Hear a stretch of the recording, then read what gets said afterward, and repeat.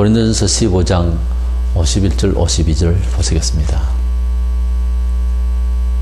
보라, 내가 너희에게 비밀을 말하노니 우리가 다 잠잘 것이 아니요 마지막 나팔에 순식간에 홀련히 다 변화되리니 나팔 소리가 나매 죽은 자들이 썩지 아니할 것으로 다시 살아나고 우리도 변화하리라. 아멘. 우리가 듣는다고 하는 것, 그리고 무엇을 안다고 하는 것은 우리의 의지의 결단을 내리는데 근거가 됩니다. 아무리 좋은 복음이라도 들어야 믿든지 안 믿든지 어떻게 하든지 하지, 듣지 못한 일을 어찌 믿을 수가 있겠느냐고. 로마서 10장 14절에 그런즉 그들이 믿지 아니하는 일을 어찌 부르리요, 듣지도 못한 일을 어찌 믿으리요, 그렇게 말하고 있습니다. 전파하는 이가 없는데 어떻게 들으며 듣지 못한 이에 대해서 어떻게 알고 믿겠습니까? 그래서 우리는 들어야 우리가 감동을 받고 이제 믿을 수가 있는 거죠. 복음이라고 할 때는 신구에게 다 사실은 하나님의 은혜, 언약 가운데서 주어진 복된 소리인데, 그 중에서 종말에 대한 예언의 말씀도 사실은 우리가 다시 오실 주님을 기다리는 마음으로 말세를 어떻게 살아가야 되는가에 대한 지식을 제공하고 경각심을 주고 우리에게 대체 능력을 주시기 때문에 들어야 되고, 또 듣는 것은 복음이 되는 것입니다. 그래서 요한계시록 1장 3절에 이 예언의 말씀을 읽는 자와 듣는 자와 그 가운데 기록한 것을 지키는 자는 복이 있나니 때가 가까움이라 그랬어요. 자, 하나님의 말씀 가운데서 특별히 예언의 말씀, 다시 오실 예수 그리스도에 관한 말씀을 우리가 듣는 것은 복이 된다. 왜? 때가 가깝기 때문에 하나님께서 우리에게 말씀을 듣는 자에게 이 시대를 제대로 파악하고 또 다가오고 있는 이 말세의 현상에 대해서 신앙인으로서 흘러가고 있고, 또 계속 도전해 오고 있는 신시대의 여러 가지 이데올로기나 사회적 문화적 성향이나 이런 여러 가지 사상과 또 이슈가 되고 있는 이런 세상의 여러 가지 상황에 대해서 판단 능력을 가지고서 바라보고 가려서 취급하고 그리고 개혁해 나가고 하는 이러한 지각들이 우리 속에서 살아나야 되기 때문에 하나님께서 마지막 시대에 어떠할 것이라고 하는 예언의 말씀을 듣는다고 하는 것은 복이고 지당한 말씀이라 여깁니다.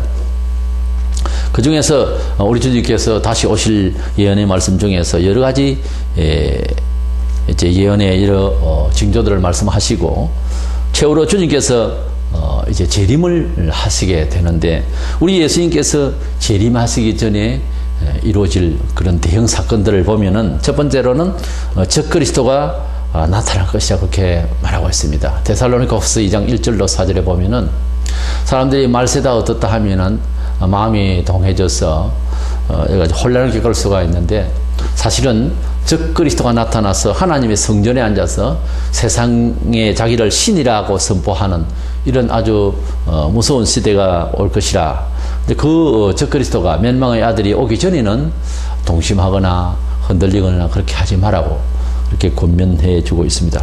적그리스도가 나타나면은 전쟁이 일어나고요. 지상에 보통 있는 국제적인 전쟁이 아닙니다. 이 전쟁은 전 세계적으로 일어날 대형 전쟁들이고, 그리고 소위 3차 대전을 할 수 있는 마지막 큰 전쟁이 팔레스타인에서 있을 것으로 예상이 되는데, 어쨌든 큰 전쟁이 이룰 것이고, 전쟁 다음에 자연스럽게 나오는 기근과 온역, 병들이 있을 것을 예고하고 있고, 이 병을 치유할 수 있는 병이 아닙니다.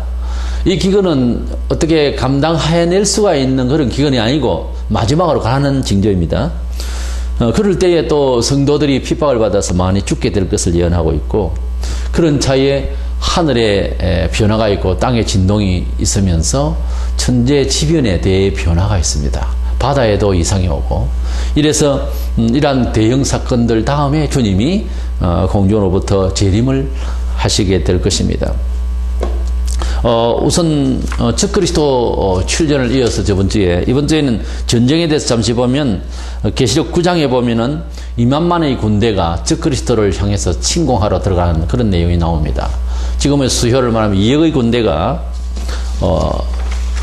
세계 인구의 3분의 1을 말살하는 그러한 최후의 전쟁이 적그리스도의 군대와 싸우게 되는 이런 전쟁으로 예고되고 있습니다. 그러나 우리가 그때까지 산다 하여도 우리의 믿음은 시편 46편 1절에 하나님은 우리의 피난처시여 힘이 있으니 환난 가운데 만날 큰 도움이시라. 참 이러한 신앙심으로서 이길 수가 있을 것이고 혹여 죽을 수도 있고 또 살아남을 수도 있을 것입니다. 어쨌든 말세가 되면은 엄청난 큰 전쟁이 일어날 것을 예고되고 있고 전쟁을 이어서 이제 기근과 온역이 있을 것을 예언하는데 누가복음 21장 11절에 곳곳에 큰 지진과 기근과 전염병이 있겠고 전쟁 이후로 오는 지질적인 어떤 변화입니다. 물론 시기가 그럴 수도 있지만은 전쟁을 치르는 가운데서 전염병이 생길 수도 있는 거죠. 전후에 많은 병이 있을 수가 있습니다. 폭탄과 시체 죽음과 여러 가지 회파되고 엎어지고 하면은 온갖 문화가 깨어지고 하면은 거기에 수습을 하지를 못하고 상황이 그렇게 되다 보니까 병이 일어나게 되는 거죠. 요한계시록 6장 6절에 보면 이르되 한 데나리온은 밀 한 대요 한 데나리온의 보리 석대로다 이런 말이 나옵니다. 전쟁이 있게 되니까 기근이 옵니다. 기근이 오니까 어느 정도냐 하니까 병사의 하루 품삯인데 한 데나리온이 우리가 막노동에서 10만 원에서 30만 원까지 가는데 약 한 10만 원을 보더라도 10만 원에 밀 한 대를 살 수 있다는 거죠. 그러니까 얼마나 물가가 비싸냐 하는 거죠. 이렇게 이제 기근이 찾아오고 기근이 오는 곳에는 지구촌에 지금도 마찬가지로 병이 많습니다. 그러니까 경제적인 여건이 안 되다가 보니까 병이 찾아와도 그것을 막을 수 있는 그런 의료 행위가 될 수가 없고 또 외부의 다른 나라에서 원조를 받으려고 해도 정말 딱한 사정이 많습니다. 위치적으로나 또는 여러 환경적인 조건이 의사도 없고 말이죠. 그래서 선교사가 지금 뭐 가서 일해주거나 우리나라에도 우리 이제 동양의학으로서는 또는 민간요법으로서는 될 수가 없었던 일들을 이제 의술행위로서 의료 선교로서 우리가 많은 혜택을 받았고 지금은 그것이 이제 많이 우리들도 기술을 익히고 이제 공부를 하고 해서 이렇게 많은 이제 서양 의술이 이제 발달됐습니다만은 이런 현대 의학이 아직까지 전달되지 못하는 미개 지역도 있고 그런 곳에는 항상 보면은 어려움과 경제적인 빈곤이 항상 따르게 되는 거죠. 그 다음에 네 번째로 이러한 와중에서 더 이제 괴로운 것은 사상적으로 피폐해진다는 거예요. 우리가 먹는 것이 있고 입을 것이 이제 풍족하면은 모든 것이 다 행복하다 이렇게 여기겠지만 실제 또 살아가면서 우리의 느낌은 그렇지는 않지 않습니까? 우리가 먹는 것이 있고 입는 것이 있다 하여도 우리 속에 그리스도가 없고 우리 속에 진리가 없고 세상적으로 말하자면 우리 마음속에 평화가 없다면은 우리는 삶의 모든 문화적인 여건이 그리 탐탁하지 않습니다.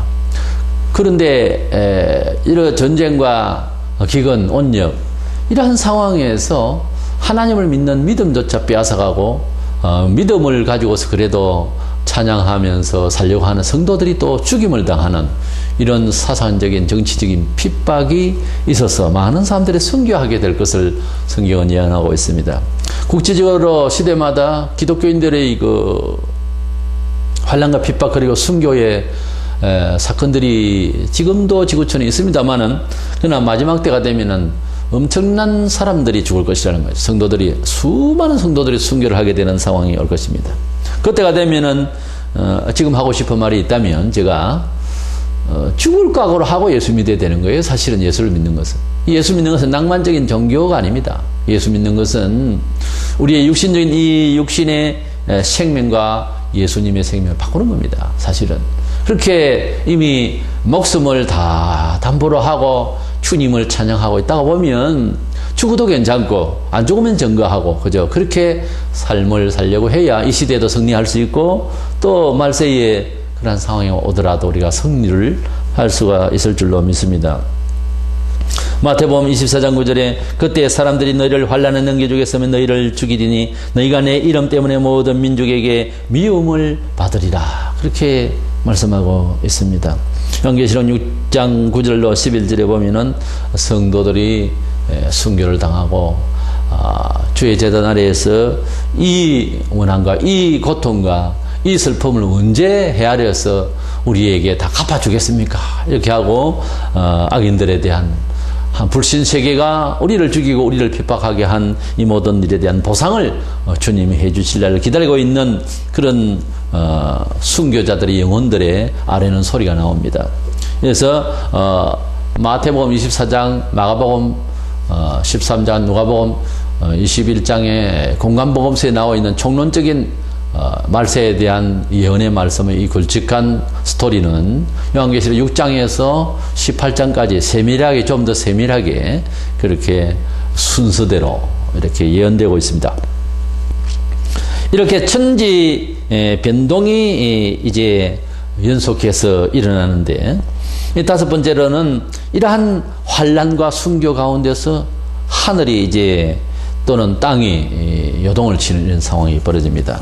우리 주님께서 십자가에 달리셨을 때에 뭐 성도의 환난과 순교하고는 좀 다른 차원이지만 그래도 어떤 인간적인 면에서는 순교의 시간이죠. 그때에 천지가 흔들리고 하늘이 쿵쿵하고 뭐 이런 상황이 벌어졌습니다만은, 이렇게 성도들이 죽임을 당하고 큰 곤란을 당할 때 땅도 요동치고 하늘도 이제 큰 변화가 있는, 천체의 변화가 있는 사건이 벌어집니다.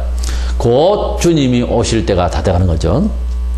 마태복음 24장 29절에 그날 환난 후에 즉시 해가 어두워지며 달이 빛을 내지 않으며 별들이 하늘에서 떨어지며 하늘의 군령들이 흔들리리라. 그렇게 예언하고 있고, 요한계시록 6장 12절로 14절에 이와 같은 내용들이 자세하게 나옵니다. 베드로는 베드로후서 3장 10절에 말하기를 그러나 주의 날이 도둑같이 오리니 그날에는 하늘이 큰 소리로 떠나가고 물질이 뜨거운 불에 풀어지고 땅과 그 중에 있는 모든 일이 드러나리로다. 그렇게 말하고 있습니다. 이렇게 해서 천지 변동이 일어날 것을 말하고 있습니다.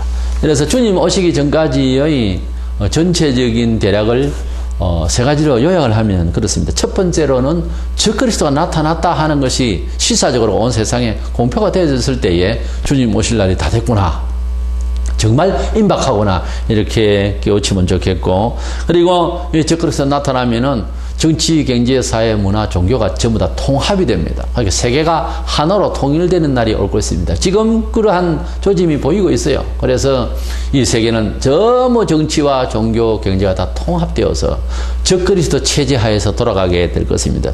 그때가 주님이 곧 임박할 때라 하는 것입니다. 세 번째로는 온 신불시간에 다 볼 수 있는 하늘과 천체의 대변화와 지질의 변화, 바다의 변화가 있을 것입니다. 이러한 천지만물의 변동이 있을 때에는 이런 예언도 사실은 필요도 없고, 현장에서 우리의 삶 속에서 지축이 흔들리니까, 그것은 어떤 나라만 지진이 일어나는 것이 아니고 온 세계에 여기저기서 하는 말은 온 세계에서 일어나는 겁니다. 킹과 지진이 온 전체에 다 일어나는 겁니다. 그러니까 지구가 다 됐다는 거죠. 여기서 이제 흔들리는 겁니다. 사람도 생명이 다 할 때 되면은 다리에 힘도 풀리고 몸도 떨리고 빨리빨리 걷지도 못하죠. 온 몸이 흔들리고 연약해지면, 그렇죠? 지팡이로도 우리가 의존하고 뭐 이렇게 되는데, 지구도 다 돼가면 흔들리고, 지구를 비추고 있던 위에도 전체도 떨어지고, 그렇습니다. 우리가 사람하고 비슷하죠.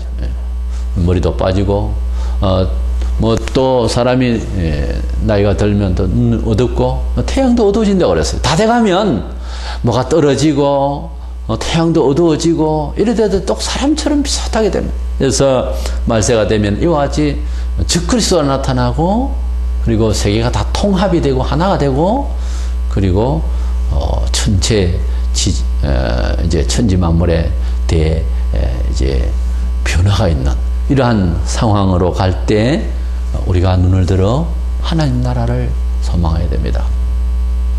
그때까지도 농땡이를 치고 그때까지도 세상적인 통계 속에서 사는 정신은 이제는 다 깨고, 성격과 경험과 지식을 떠나서 그때는 다 일념으로 주여 오시옵소서 고집 그만 피우겠습니다 하고 두 손 들고 주님 맞을 준비를 해야 된다 이 말입니다. 그 준비를 지금 하자는 거예요. 지금 그런 준비를 하면서 살아도 잘하는 거예요. 주님이 오실 때에 상 주시기 위해서 우리를 살려주셨지, 예수 믿고 따까닥하고 천당 가버리는 게 제일 좋다고 바울이 나 지금 당장 천당 가는 것이 제일 좋다고 말했습니다. 그렇습니다. 우리가 예수 믿고 산다는 것이 얼마나 어려운지, 기왕이면 잘 믿고 살려고 하다 보면 상당히 어렵습니다. 구조적으로 세상이 바르게 안 되기 때문에요. 그러나 하나님은, 주님은 우리를 바르게 살라 하시고 은혜롭게 살라 하시고 희생하며 살라 하시고 얼마나 많이 희생을 요구합니까 세상은. 그러니 빨리 천국 가면 제일 좋죠. 뭐 어떤 식으로든 빨리 천국 가는 게 제일 편하지만 살아있을 동안에 또 좋은 것은 상급을 준비해 갈 수 있다는 거예요. 먹고 살기 위해 사는 거 아닙니다.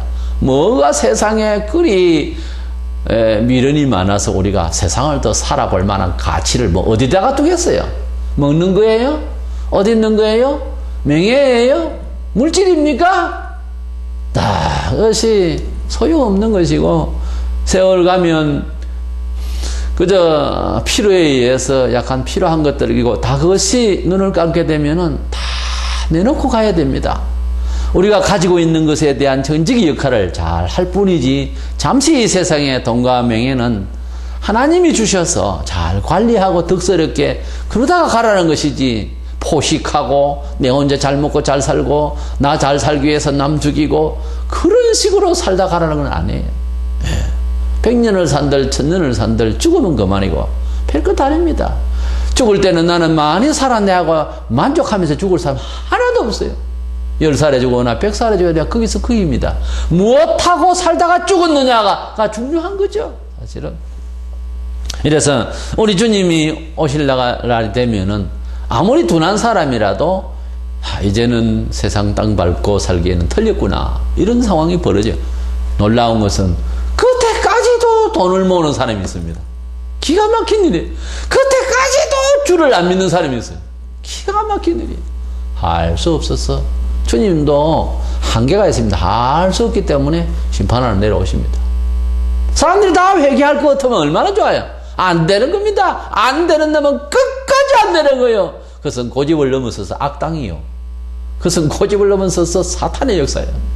얼마나 비참합니까, 인간이. 누구에게 속하여 사느냐 하는 것은 너무너무 중요한 거예요. 그렇기 때문에 주님 안에서, 우리가 주님의 진리 안에서 산다는 것은 너무 다행스럽고 행복한 거예요. 우리 동년 같으면 공자윤리학, 서양 철학, 무슨 서양은 그래저래 해서 시대마다 주는 그러한 삶의 개념을 따라서, 가치 이념을 따라서 살아가는 모든 것들이 잘 사느라고 살았지만, 그러나 윤리학이나 도덕이나 종교나 그 모든 것들이 세월이 지나가 보면은 다 헛것이고 제대로 아는 것이 아닌. 왜? 죽을 때는 비슷해요. 죽을 때는 가난한 사람이 죽는 거나 나이 많은 사람, 부자로서 죽는 거나 똑같아요. 끝이 없는 이야기들. 우리가 영생이 없고 하나님의 나라가 없고 내 세를 갖다가 알지도 못하고 아무리 잘 먹고 살아봐야 아무것도 없는 거예요. 기억이 영원히 가는 것이 아닙니다. 죽는 거예요. 얼마나 허망하고 얼마나 불쌍하고, 하나님 나라를 모르고 심판을 모르고 더 잘 살아버린 것은 심판날을 더 책임을 물을 것을 생각하면 더 잘못 사는 거예요, 어떻게 보면. 그렇잖아요. 그렇기 때문에 세상 것을 가지고 우리가 인생을 논하지 말자 이거예요. 아무것도 아닌 거 가지고. 우리 주님께서 이제 드디어 재림을 하시는데, 우리 예수님이 재림하시면 어떠한 일이 있을 것에 대한 것도 또 여러 말씀이 있습니다. 오늘날 한국에만 해도 약 40~50명이 자기가 재림한 예수 혹은 하나님 혹은 보혜사 이런 말들로 자기가 하나님 어린 양이라고. 그래서 수십 명이 지금 재림한 예수로 등장을 합니다. 외국에도 많습니다. 이래서 국제적으로는 내가 예수다 하고 태어난 사람이 약 70명 정도 넘어갈 거예요. 그렇게 수많은 사람들이 자기가 재림 예수라는 거죠. 자기가 심지어 하나님이야. 정신병자예요, 완전히. 자기가 하나님을 아예 내가 하나님이다 하는 사람도 있습니다. 참 보면 그래서 그 하나님이 이제 건강을 위해서 철봉을 하는 장면도 나오고 그래요. 박모씨라는 사람이. 자기가 하나님인데 건강을 위해서 이렇게 노력한다고. 그런 개그 콘서트보다 더한 우스운 얘기 어디 있습니까? 하나님이 무슨 건강을 위해서 육체를 갖다가 단련을 합니까? 그래가지고 무슨 하나님을 하겠다는 거예요. 우리 예수님이 재림하시면 그런 식의 사람으로서 재림한 것이 아니고, 첫 번째로는 예수님이 모든 사람이 보는 데서 각각 사람들이 그 눈들이 다 볼 것이라고 계시록 1장 7절에 다 본다고 그래요. 번개가 번쩍하면 사람들이 전부 다 번쩍할 때 다 보듯이 비쳐 주님을 다 볼 것이라고 했습니다. 그리고 우리 예수님은 부활하셔서 성천하셨기 때문에 그 몸으로 오신다고 되어 있어요. 그래서 예수님은 재림하실 때 부활하신 몸으로 오시기 때문에 요즘 사람들 머리 깎고 목욕하고 이래야 될 일에 육체로 임하는 건 아니다 이 말이에요. 그 다음에 주님께서 오실 때에는 뭐 살짝 와가지고서 어느 동네에서 재림한 예수가 왔다더라 이런 식이 아니고 돌연히 이렇게 확 오십니다. 갑자기 오신다 이 말이에요. 그게 어디 뭐 소식을 전하고 또 알아봐야 되고 집회에 찾아가서 재림 예수를 만나고 이런 게 아니다 이 말이에요. 주님은 돌연히 강림을 하시고, 그리고 예수님은 뭐 안식교에서나 무슨 이단들이 말하는 뭐 예수님이 공중에 재림했고 그 다음에 또 내려올 것이고 이런 식의 예수의 재림이 아니고 단회적으로 한 방에 이렇게 단번에 내려오실 것입니다. 주님이 내려오시면은 바로 한 번에 내려오신 거예요.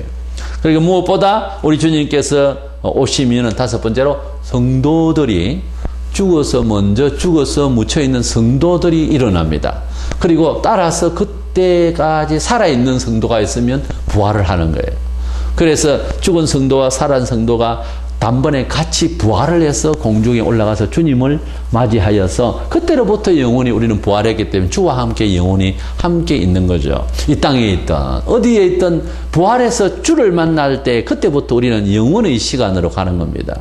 어제 오늘 내일의 시간 개념이 아닌 그런 시간은 시계가 멈추는 겁니다. 그때부터는 어제 오늘 이런 개념이 없어져요. 영원이라는 아주 멋진 시간 안에서 우리는 살게 될 것입니다. 그리고 우리가 부활하고 난 뒤에 주님께서 재림하신다면 사탄과 악한 자를 전부 다 몰아서 심판하게 될 것입니다.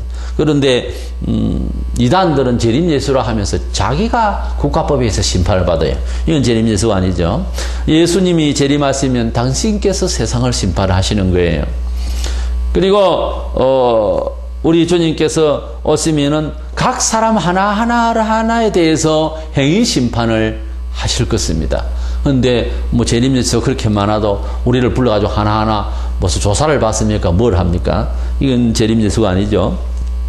그 다음에 우리 주님께서 재림하시면은 험하고 어려운 이 세상을 다 없이 하시고 새롭고 완전한 나라로 만들어 주실 것을 약속하셨습니다. 그래서 새 나라를 주시기로 약속하셨습니다. 바로 그 나라가 신천 신주가 되는 것이고, 요즘 이만희 씨가 말하는 과천의 신도시가 아니고 신천 신지는 하나님이 가져오실 새 하늘과 새 땅의 나라가 될 것인 것입니다. 예수께서 재림하시는 날에는 오늘 본문에 있는 대로 죽은 사람이 일어나고 산 사람이 부활 변화하는 이것이 결정적인 사건인 것입니다. 예수께서 재림한 예수를 우리가 어디서 무슨 이야기를 듣는다는 자체는 틀린 것이, 예수님이 재림하시면 결정적인 사건이 우리가 부활을 해야 돼요. 근데 지금 아무도 부활하지 않았지 않습니까? 그렇기 때문에 재림 예수는 거짓 예수다는 거죠. 이런 사람이 하나둘도 아니라는 거죠. 이런 말도 안 되는 일들이 어떻게 기독교 사회에서 비일비재하게 일어나고 있고, 뭐 그냥 우리나라에도 1년에 하나씩, 2개씩 이제 재림 예수가 많이 나옵니다. 이래서 우리 주님께서 오시는 날에는 결정적으로 우리가 부활을 하게 되고 그때부터 영원히 살게 되는, 눈물이 없고 아픔이 없고 온 세계가 평정되는 영원한 나라에서 사는 이런 사건이 벌어져야 되고, 이것이 바로 하나님께서 아들을 이 세상에 처음 보내주실 때의 목적을 완성하는 날이 되는 거예요. 그래서 하나님 아버지께서 아들을 세상에 주신 목적을 주님이 지상에 계실 때 이렇게 말씀하셨어요. 요한복음 6장 40절에 내 아버지의 뜻은 아들을 보고 믿는 자마다 영생을 얻는 이것이니 마지막 날에 내가 이를 다시 살리리라 하시니라. 그렇게 말씀하고 있습니다. 우리 주님께서는 이 세상에 오신 목적을 당신께서 세상을 보고 뭘 하고자 하는 뜻에서가 아니고 아버지께서 보내주신 어떤 목적을 수행하기 위해서 오셨다고 그랬어요. 그 목적이 뭔가 하면은 자기가 다시 와서 그렇게 재림이죠. 마지막 날에 내가 이를 다시 살리랬잖아요. 그렇게 마지막 날에 주님이 재림하셔서 우리를 다시 살리는 것이 성부 하나님 아버지께서 아들을 이 세상에 보내주셨던 사연이고 목적인 것입니다. 그 일을 주님이 재림하시면 이루셔야 하나님 아버지의 뜻이 완성되는 날이 되는 거예요. 그러니까 예수께서 재림하셨면은 성도들이 부활을 해야지, 부활을 하지 않으면은 이것은 하나님 아버지께서 이루신 날이 아니라는 거죠. 하나님 아버지께서 예수를 주신 날의 완성이 아니라는 거죠. 이래서 우리가 이 시대에 다시 오실 주님을 기다리는 자가 되기 위해서는 여러 지식도 필요한데 결정적으로 우리가 아직 부활을 안 했기 때문에 그동안에 재림 예수라고 이렇게 미혹하고 하던 모든 사람들은 다 거짓되다는 것을 아시고 저 그리스도가 나타나기 전에 먼저 많은 거짓 선지자들이 나타나서 이렇게 종교사회를 흐리게 하고 기독 신도들을 미혹하는 이런 일들이 많이 있을 것이고 현재 옛날보다 더 많은 그런 거짓 목사들과 잘못된 영들이 움직이고 있습니다. 그리고 앞으로 적그리스도가 나타나고 말이죠. 적그리스도는 그냥 나타났다기보다 예루살렘 성에 들어앉아서 자기가 신이라 할 것이라 데살로니가 후서 2장 1절로 4절에 예언하고 있기 때문에 그 사람이 나타나기 전까지는 흔들리면 안 된다라고 그렇게 말하고 있는데 그 사람이 예루살렘 성에 들어가니까 아직 지금 예루살렘 성이 없잖아요. 그리고 예루살렘 성을 짓게 되는 날이 올 것이에요. 그러면 저 성이 바로 마지막 때 환란 성전이고 저곳에 적그리스도가 들어가겠거니 우리가 이렇게 살아생전에 예루살렘 성전을 이스라엘 백성들이 지으면은 그렇게 예감을 가지면 됩니다. 성경적으로 그 사람이 적그리스도가 세계를 통치하게 될 때에 전쟁이 일어나고 전쟁이 일어나니까 기근이 오고 아픈 것도 오고 그 가운데서 성도들이 죽임을 당하고 성도들은 하나님을 이런 때 믿자라고 할 것이고 더욱더 신앙을 외치고 있으니까 이제 적그리스도의 수하인 거짓 선지자 아주 대단한 사람이 나타나서 하늘에서 불이 떨어지면 불이 떨어지고 하는 능력을 발휘하면서 자기 수하인 많은 목사들 거느리면서 목사가 목사를 죽이게 하는 또 일제 때와 같은 그런 일들이 처처에 온 세계에 벌어지게 될 것이에요. 그렇게 될 때에 하늘에서 큰 징조가 있고 땅에서 지축이 흔들리고 살기가 굉장히 어려워지는 급박한 환경이 될 때에 주님께서 하늘로부터 내려오실 것입니다. 그날을 우리가 기대하기 때문에 그날을 바라보고 사는 것이 우리의 소망이기 때문에 믿을 만한 일이요 인생을 살만한 일인 것입니다. 안 그러면은 우리가 하나님의 지혜를 받고 세상을 바라볼 때 별로 뭐 살 이유가 뭐 있어요? 뭘 보고 살겠습니까? 아무것도 없습니다, 세상에. 그러나 하나님이 계시고 만물을 다 정리하실 날이 오면서 동시에 심판을 해서 영원히 살게 될 그 날을 우리에게 판가름하실 날이 오니까 우리가 다시 오실 주님을 기다리는 이것이야말로 최고의 축복이고 최고의 인생의 철학이고 소망이고 우리 삶의 의미가 되는 것입니다. 우리 주님이 오시게 되면은 그동안에 재림했다는 이런 거짓 예수가 아니고 우리가 다 부활하게 되고 주님이 세상을 새롭게 했어. 악당들을 다 심판하고 마귀까지 다 가두어버리고 지옥을 보내버리는 이런 역사가 있을 때만이 바로 주님이 재림하신 것입니다. 우리가 그날을 기쁨 가운데서 기다리면서 혹시 어렵고 힘든 일을 만날 때마다 주님 이 일을 통하여 내가 또 승리하면 상을 주시리라. 믿음으로 살 수 있는 어떤 능력을 주시리라 생각을 하고 잘 이겨나갈 때 주께서 우리 영으로 함께 하시고 말씀의 언약대로 축복해 주실 줄을 믿고 전진해 나가는 저와 여러분 되시기를 축원합니다.